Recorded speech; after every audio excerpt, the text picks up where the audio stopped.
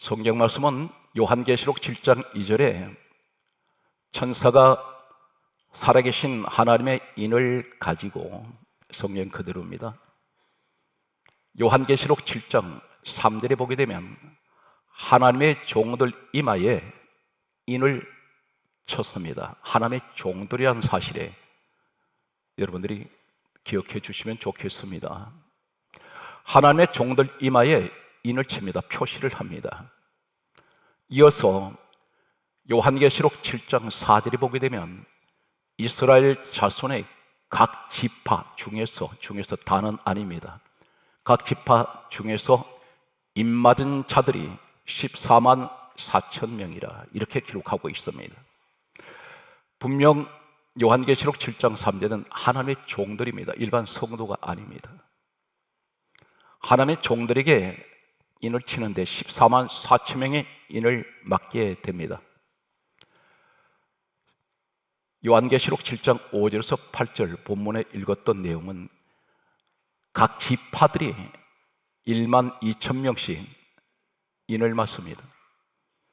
참고로 말씀드리면 유대 민족은 12지파가 그들의 혈통입니다. 유대인들은 12지파의 어떤 혈통이든 그 혈통을 통해서 태어났습니다.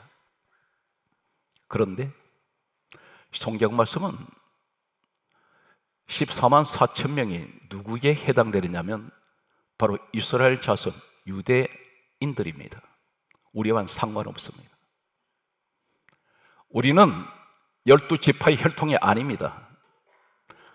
유대인들이 아닌 우린 이방 민족의 사람들이 예수 믿고 구원받았습니다. 분명한 것은 유대인들에 관해서 12지파에 입맞은 자가 14만 4천 명이라고 분명히 성경은 그렇게 기록을 하고 있습니다. 이방 민족인 우리하고는 전혀 상관없습니다. 그러면 우리는 어디에 있을까요? 하나님의 종들에게 인을 쳤습니다. 일반 성도가 아닙니다. 여기 어느 곳에도 숫자가 채워져야 구원이 있다는 얘기는 전혀 언급이 없습니다.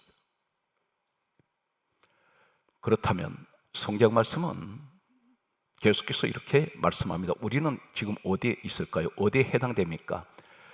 바로 성경 말씀은 요한계시록 7장 9절에 이 일 후에 이렇게 말씀합니다. 오늘 제가 좀 더 템포를 놓쳐서 찬찬하게 말씀을 드리겠습니다. 이해를 돕겠습니다. 이 일 후에 내가 보니 각 나라와 그리고 족속과 백성과 방언에서 아무도 능히 셀 수 없는 큰 무리가 나왔습니다. 바로 그 속에 우리가 있습니다. 그리고 이렇게 말씀하고 있습니다. 흰 옷을 입고 손에 종려 가지를 들고 하나님 보좌 앞과 어린 양 앞에 서 있습니다. 이 말씀이 요한계시록 7장 9절입니다. 다시 말씀드려서 요한계시록 7장 2절에서 8절까지는 14만 4천명에 관한 말씀이 있고 유대인들에 관한 말씀을 하시고 바로 9절 말씀에 각 나라가 어디냐면 온 세상의 모든 나라입니다. 7장 9절에 2일 후에 언제 말씀합니까? 14만 4천 명의 입맞은 자가 있고 난 이후에 2일 후에 내가 보니 각 나라와, 각 나라는 지금 전 세상에 온 세계를 말합니다. 그리고 족속이란 말은 각 나라와 족속은 민족을 말합니다. 그리고 백성은 그 민족 속에 있는 백성들입니다. 그리고 방언이란 말합니다. 방언은 각 나라의 언어가 다 다른 언어라는 것입니다. 모든 각 나라에 하나님의 백성들을 구원하시는 그들은 나라가 다릅니다. 민족이 다릅니다. 그 속에 백성들이 다릅니다. 그리고 말이 언어가 다 다릅니다. 그런데 이 사람들을 하나님께서 불러 모셔서 구원을 하시는데 아무도 능히 셀 수가 없습니다. 지금까지 예수 그리스도 믿고 구원받은 사람이 능히 셀 수가 없습니다. 능히 셀 수 없는 큰 무리가 나왔습니다. 그들이 흰 옷을 입고 있습니다. 구원받았다는 것입니다. 흰 옷을 입고 손에 종려 가지를 들고 있다는 것이 종려는 승리를 말합니다. 구원의 승리를 말합니다. 그리고 어디에 있습니까? 하나님 보좌 앞과 어린 양 예수 앞에 있습니다. 왜 어린 양이라고 말하냐면 보라 세상 죄를 지고 가는 하나님의 어린 양, 인간의 죄 때문에 십자가의 구속의 제물로 돌아가신 우리 예수님을 가리켜 어린 양이라고 말씀합니다. 어린 양은 제물이 되셨다는 것입니다. 이어서 계속해서 말씀을 소개합니다. 계시록 7장 13절로 말씀을 옮겨가면 흰옷을 입은 이 사람들, 각 나라에 이 사람들이 흰옷을 입고 손에 종려 가지를 들고 있더니 13절에 하는 말이 흰옷 입은 저 사람은 누굽니까? 어디서 왔습니까? 이렇게 질문을 합니다. 이때에 말씀하시기를 요한계시록 7장 14절에는 이렇게 말씀하고 있습니다. 큰 환난에서 나온 자들인데 어린 양의 피에 그 옷을 씻어 희게 하였느니라. 어린 양 되시는 예수 그리스도로 말미암아 구원받은 사람들이라는 것입니다. 큰 환난에서 나왔습니다. 사랑하는 성도 여러분, 우리 가운데 예수를 믿고 지금까지 살아오신 동안에 얼마나 환난이 많은지 아십니까? 내 개인적인 환난이 있고 가정의 환난이 있고 국가적인 환난이 있습니다. 그동안 여기까지 오는 동안에 예수를 믿지 못하게 만드는, 믿을 수 없게 만드는 수많은 장애물들이 있었습니다. 그런데 이 환난을 극복하고 여기까지 왔습니다. 수없이 몸이 아팠고 가정도 온갖 어려움 속에서 온갖 사람들부터 오는 핍박, 유혹 속에서도 무던히도 나는 오늘 이 자리에 오기까지 예수님을 따라오면서 우리는 환난 가운데 있었습니다. 요한계시록 7장 15절에 보았더니 흰옷 입은 사람들, 어린 양의 피에 깨끗하게 희게 된 이 사람들이 어디에 있습니까? 요한계시록 7장 15절은 이렇게 말씀합니다. 하나님 보호자 앞에 서 있습니다. 그런데 보호자 앞에 서 있다는 이것이 바로 무엇입니까? 그들이 성전에서 밤낮 하나님을 섬기고 있습니다. 오늘 사랑하는 성도들 한 가지 기억하십시오.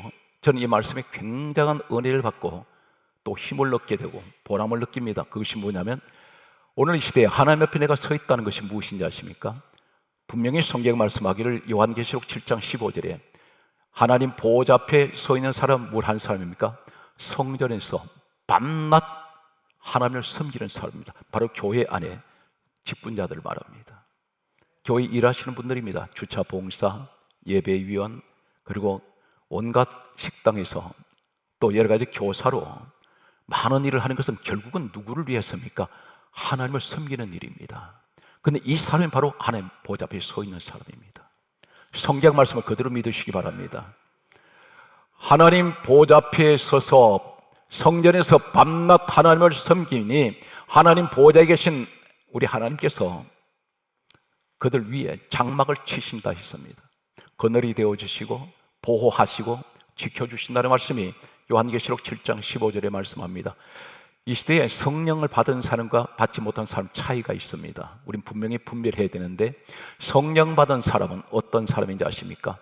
바로 사도행전 2장 46절 말씀에 보게 되면 120문도가 다락방에서 기도하다가 성령을 받았습니다. 바람 같은 성령, 불 같은 성령을 받고 난 후에 가장 먼저 나타나는 현상은 사도행전 2장 46절에 날마다 마음을 같이하여 성전에 모였습니다. 늘 그들의 문화는 성령을 받았던 사람들의 문화는 세상이 아닙니다. 오로지 성전에 날마다 모여서 기도하고 예배 드리는 것입니다. 하나님께서 기억하는 사람이 있습니다. 바로 시편 20편 3절에 나는 너의 소재를 기억하며 너 번제를 받아 주시기를 원하노라. 이 말이 무슨 말이냐면 소재는 예배입니다. 지금까지 예배를 하나님 다 기억하신다는 것입니다. 그리고 번제를 받아주시기를 원한다 했습니다. 이 번제는 예물입니다. 틈틈이 어려운 가운데서도 지금까지 우리 화강교회는 이것은 한국교회의 자랑입니다. 많은 목사들이 자신들이 이건 불가능한 일이라고 말합니다. 그런데 우리 화강교회 하나님 은혜로 다 우리 하나님이 하셨습니다. 저는 늘 그렇게 고백합니다. 이 일은 하나님이 하셨습니다. 110개라는 것은 상을 초월하는 27개국에 그것도 지어서 화강교회 소속이 아니라 화강교회 재산이 아닌 무상으로 다 줘버립니다. 이렇게 한 예가 한국교회 역사에 없습니다. 우리 교회가 부자가 많아서 헌금을 많이 해서 그렇게 했나요? 아닙니다. 하나님이 하셨습니다. 한 방울의 빗방울이 모여 바다를 이룹니다. 놀라운 기적을 우리 화흥기도 통해서 이루어지고 있습니다.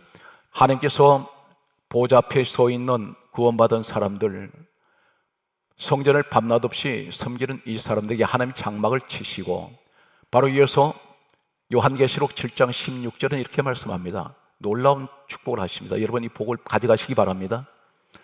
다시는 너에게 주려하는, 다시 말해서 네가 줄이는 일이 없으며 목마른 일이 없으며 해나 뜨거운 기운이 너를 상하지 못하게 할 것이다. 놀라운 말씀입니다. 줄이는 일이 없다 있습니다. 굶주리는 일이 없을 것이고 경제적인 문제를 말씀하시는 것입니다. 그리고 목마른 일이 없을 것이다. 인생에 갈증이 오지 않는다는 것입니다. 누가 그렇게 해주시겠다는 것입니까? 하나님께서. 우리 구원받은 우리입니다. 14만 4천 명하고는 상관이 없습니다. 성경 말씀은 계속해서 이렇게 말씀합니다. 놀라운 말씀은 계속 선언하시기를, 요한계시록 7장 17절에 말씀하시기를, 보좌 가운데 계신 어린 양 되시는 예수님께서 그들의 목자가 되어주시고 그들을 인도하셔서 생명수 샘으로 인도하시며, 놀라운 사실은 하나님께서 모든 사람들의 눈에 모든 눈물을 씻겨주신다고 말씀합니다. 사랑하는 성도 여러분, 성전을 늘 사랑하십시오. 그리고 인위적으로 사랑하는 것이 아니라 한 가지 꼭 기억하십시오. 누가복음 2장 26절에서 27절에 교회를 내가 마음대로 오고 가는 것이 아니라 성경이 이렇게 강조합니다. 성령이 지시하셨고 성령의 감동이 있는 사람이 성전으로 들어왔습니다. 저는 오늘 여러분을 보시면서 생각하는 것은 성령님께서 보내셨다. 성령께서 나를 이끌어 오셨다는 것입니다. 여러 가지 생각으로 왔겠지만, 여러 가지 사정이 있어서 왔다 할지라도 그 배후에 내 마음을 움직이시는 분은 성령께서 움직이게 하셨다는 것입니다. 성경이 이렇게 강조합니다. 잠언 16장 9절에 말씀하시기를, 사람이 마음으로 자기 길을 계획할지라도 그 걸음을 인도하시는 이는 여호와 하나님이시라. 내가 오고자 해서 오는 것이 아니라는 것입니다. 이제 14만 4천 명 가운데 기록되어 있는 지파들 12지파가 기록되어야 되는데 두 지파가 보이지 않습니다. 계시록 7장 5절에서 8절에 보게 되면 유대인들의 12지파 가운데 두 지파가 보이지 않는데 에브라임 지파와 단이라는 지파가 사라져버렸습니다. 빼버립니다. 우리는 유대인들에게 관한 이 14만 4천 명 12지파 가운데 두 지파가 왜 없어졌는지 하나님께서 이름을 지워버리는, 여기에 우리는 하나님 주신 메시지가 있습니다. 그것이 어떤 것일까요? 먼저 에브라임을 소개하겠습니다. 에브라임은 성경 말씀에 보게 되면 이렇게 기록하고 있습니다. 사사기 17장 2절에 보게 되면 에브라임의 미가라는 사람 어머니가, 이 사람들 다 하나님을 믿는 사람들인데 이렇게 말합니다. 내 아들을 여호와께서 복 주시기를 원하노라. 어느 부모님이든 다 자식 복 받기를 하나님께 빌고 있습니다. 그런데 이 여자가 아들을 사랑하면서 하나님께서 복 주시기를 원하노라 말하면서 그가 하는 행동은 전혀 딴판이었습니다.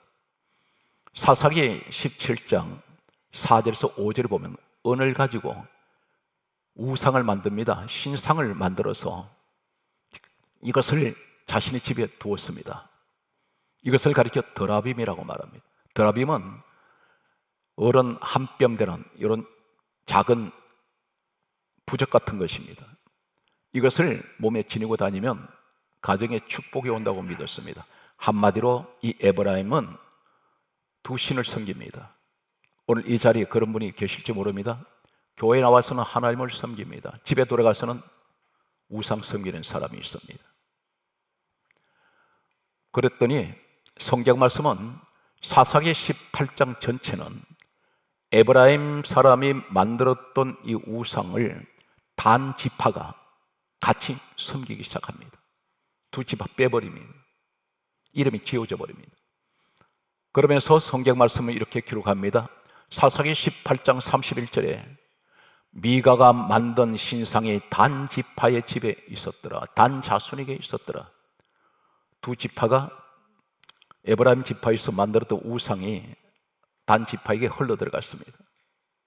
그런데 이 단이라는 사람은 에브라임 지파보다 더 악한 사람이 되는데 어떤 사람이냐면 사사기 18장 27절에 보게 되면 라이서에 한가하고 걱정이 없는 사람들이 있는 곳에 가서 칼을 가지고 사람을 무참히 죽여버립니다. 그리고 그 집 지역을 불살라버립니다. 아무 단집하고는 상관이 없는 사람들. 이 말이 무슨 말이냐면 한가하고 걱정이 없는 사람들, 라이서에 있는 사람들. 이 사람 무슨 말이냐면 오늘날 복음적으로 교회 안에 은혜 생활하면서 늘 기뻐하고 감사하면서 신앙생활하는 분들이 있습니다. 그런데 이 단이라는 이런 사람이 옆에 붙었더니 이 사람을 시기해서 죽여버립니다. 그것이 뭐냐면 실족시켜버립니다. 이 사람이 너무 떨립니다. 은혜 생활하지 못하도록. 이 사람을 가르쳐 성경이 이렇게 강조합니다. 단에 대해서 하나님 예언하시기를 창세기 49장 17절에 하시는 말씀이 단은 길섭의 뱀이요 새길의 독사로다. 말굽을 물어서 그 탄 자를 떨어지게 하리로다. 멀쩡한 사람들이 말을 탄다는 것은 달립니다. 신앙생활을 열심히 달려가는 사람에게 말굽을 물어버립니다. 이 뱀이라고 그랬습니다. 그것은 계시록 12장 9절에 마귀 사단을 뱀으로 말씀하고 있습니다. 사단 짓을 하고 있다는 것입니다. 이 사람들은 제외시켜버립니다. 이런 일련의 모습을 보면서 두 지파는 빠집니다. 하나님이 가장 기뻐하지 않는 것은 10계명 가운데 1계명부터 4계명까지는 하시는 말씀이 나 외에 다른 신을 두지 말라. 하나님 가장 싫어하십니다. 그런데 다른 신을 섬기게 되면 이것이 하나님의 진노의 대상이 됩니다. 이제 한 지파를 정반대되는 한 지파를 소개할 것입니다. 말씀의 마지막 결론이 되겠습니다. 성경 말씀을 보면은 오늘 계시록 7장 5절에서 8절 사이에 7절에 레위라는 지파가 14만 4천 명 가운데 인을 맡습니다. 그런데 한 가지 여기서 중요한 것은 단 지파와 에브라임 지파에는 하나님의 종들, 계시록 7장 3절에 하나님의 종들 가운데 하나님께서 입 맞는 사람이 없다는 것입니다. 불행한 일입니다. 이 말이 무슨 말입니까? 지도자가, 입 맞는 지도자가 없다는 것입니다. 오늘날 주의 종, 내가 누구를 만났습니까? 한 가지 기억하십시오. 이러한 말을 할 때가 있습니다. 화강교회는 말씀이 참 좋은데 사랑이 없다고 말합니다. 목사 사랑을 받으시렵니까? 이 목자가 양을 가장 사랑하는 성도를 어떻게 하면 사랑하는지 아십니까? 최고로 좋은 꼴을 먹여야 됩니다. 그것이 최고의 말씀을 준비해서 그것을 영의 양식을 마음껏 배부르게 먹을 수 있도록 은혜가 충만한 것은 말씀에서 옵니다. 인간적으로 아무리 잘해줘도 오래 못 갑니다. 그래서 할 수만 있으면 목사를 너무 가까이 하지 마십시오. 중요한 것은 정말 성도를 사랑한다면 오직 하나님 기뻐하시는 성경 말씀을 최대한 준비해서 이 영의 양식을 전하는 것이 그 목사가 성도를 가장 사랑하는 것입니다. 이해가 되십니까? 계시록 7장 7절에 레위라는 지파, 특별한 지파입니다. 이 사람들은 저주받은 지파였습니다. 창세기 49장 5절에서 7절에 보면 이 레위를 가리켜 저주를 받을지어다, 저주를 받을 때 하나님의 진노를 샀던 사람들입니다. 그런데 이 사람들이 완전히 어느 자손 때에 와서 완전히 인생이 반전이 되어버리는데 모세 시대에 와서 출애굽기 32장 26절에 보면 오늘 우리에게 그대로 주시는 말씀입니다. 모세가 산 위에 올라가서 하나님을 만나고 있을 때에 산 아래에서 금송아지 만들었습니다. 우상 앞에 춤추고 뛰놀았습니다. 하나님이 진노하셨습니다. 하나님께서 모세를 통해서 이렇게 말씀합니다. 출애굽기 32장 26절에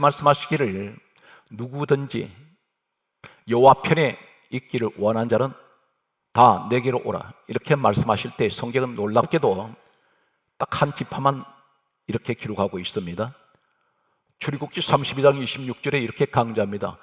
레위 자손이 다 모여 그에게로 가는지라. 12지파 가운데 레위 지파밖에 없습니다. 그들은 우상을 섬기지 않습니다. 하나님 편에 확실하게 섰습니다. 저주받았던 인생이었는데, 그런데 성경 이때부터 민수기에 와서 민수기 1장 53절에 이 땅이 최초로 하나님이 성막, 하나님 집을 지을 때 하시는 말씀이 사람을 선택을 하시는데 이렇게 말씀합니다. 레위 사람들은 여호와의 성막에 대한 책임을 지킬지니라. 그들에게 다 맡겨버립니다. 하나님의 집을 7가지 축복받습니다. 하나님 편에 확실히 섰더니 하나님께서 그들에게 성전 일을 맡깁니다. 교회 성전 일은 누가 맡는지 아십니까? 하나님께서 맡겨주신 사람에게 맡깁니다. 내년에도 직분자들이 많은 수고를 할 것입니다. 그들에게 하나님 큰 축복이 함께 하시기를 간절하게 소망합니다. 성경 말씀을 보면 첫 번째, 이 사람들이 어떤 축복을 받습니까? 첫 번째는 민수기 1장 49절에 레위 사람들은 전쟁터에 내보내지 말라. 레위의 사람들은 성경에 강조합니다. 레위의 지파 많은 다른 11개 지파는 다 나가도 상관없다는 겁니다. 전쟁터에 나가서 죽어도 상관없는데 이 레위 지파 많은 개수하지 말라. 이 개수란 말은 전쟁터에 나가도록 사람 선발할 때 선발하지 말라는 것입니다. 이 사람들은 어떤 축복입니까? 하나님 편에 확실하게 섰더니 우상을 버려버리고 여호와 편에 확실히 섰더니 하나님께서 성전을 맡기시고 그리고 하시는 말씀이 너네들은 전쟁할 일이 없다. 너네들은 전쟁터에 나가면 안 돼. 전쟁터가 어떤 곳입니까? 죽이는 곳입니다. 불구자가 나옵니다. 피투성해야 됩니다. 이 말이 영적으로 무슨 말인지 아십니까? 너 인생에 너는 너 집에 너 사회에 어느 곳에 있든지 너 싸울 일이 없어. 전쟁할 일이 없어. 뭘 하면 하나님이 성전 일을 맡겼더니 여러분 가정이 복이 임하시기 바랍니다.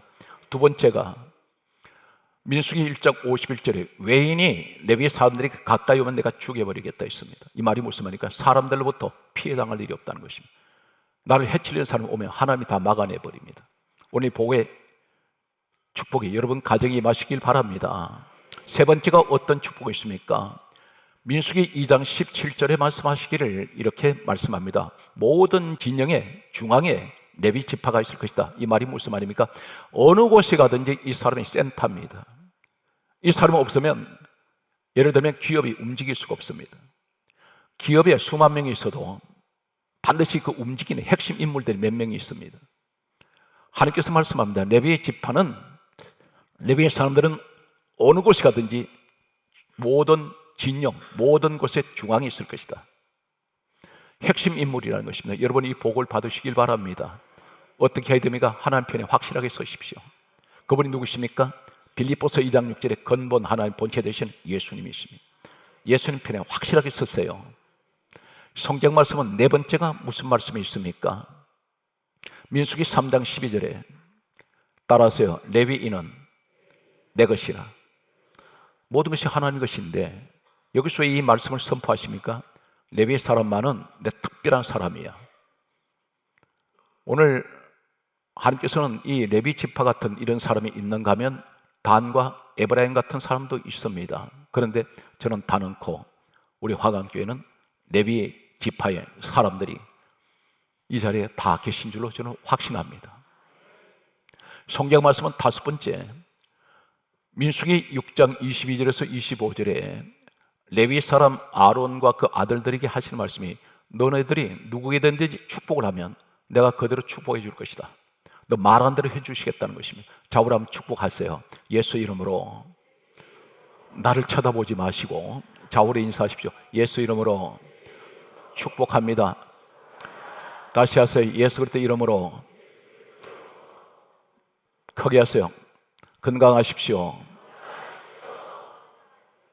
여섯 번째는 출애굽기 28장 1절에 이 레위 사람들은 이 땅에 최초로 하나님께서 세우신 사람이 대제사장이 있는데 이 제사장 집안이 바로 레위 집안입니다. 아론이라는 사람을 대제사장으로 세우시고 여기서 끝나는 것이 아니라 그 아들들이 계속해서 이 가정에 태어나면 무조건 하고 지도자입니다. 언제까지 계속되나요? 약 1500년. 예수님이 이 땅에 오실 때 누가복음 1장 5절에 예수님보다 먼저 태어난 세례 요한이 있습니다. 이 세례 요한의 아버지가 사가랴, 그 어머니가 엘리사벳, 이 사람이 레위 사람 아론의 자손이었더라. 여기 레위 사람 중에 하는 편에 확실히 섰던 사람, 모세가 레위 사람입니다. 아론이 레위 사람입니다. 세례 요한이 레위 사람입니다. 한나의 아들 사무엘이 레위 사람입니다.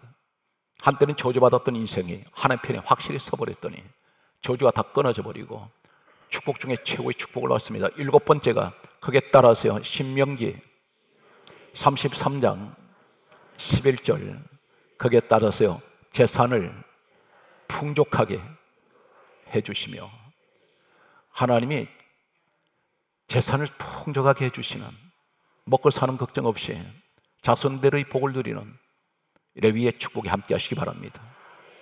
그게 따라서요 14만 4천 명은 나와는 상관없다. 그게 따라서요 예수 그리스도 안에서 나는 레위의 복을 받았다. 말씀의 결론입니다. 성경이 이렇게 강조합니다. 시편 84편 10절에 보게 되면 이렇게 말씀합니다. 하나님의 성전에 문지기로 있는 것이 좋사오니. 이 시편 기자가 얼마나 하나님 성전을 사모했으면 하나님 성전 문지기라도 좋습니다. 저는 이 땅에 어떤 구중궁궐에서 사는 날보다 하나님 문지기로 좋사오니 나를 문지기라도 서주십시오. 사는 순간 여러분, 교회 생활에서 세상 직분이 아닙니다. 이 교회 직분을 감당하고 나면 이 땅에서 누가 알아주지 않습니다. 봉사라고 생각합니다. 그런데 하늘나라에는 엄청난 상급이 있습니다. 놀라운 축복이 여러분에게 보장되어 있습니다. 오늘 또 항상 힘들고 어려운 환경에서 낙심하지 말고 좌절하지 마세요. 교회는 항상 무거운 짐을 내려놓는 곳입니다. 오늘 또 평안의 안식이 여러분 가족의 늘 함께 하시기를 주 예수님으로 축복합니다.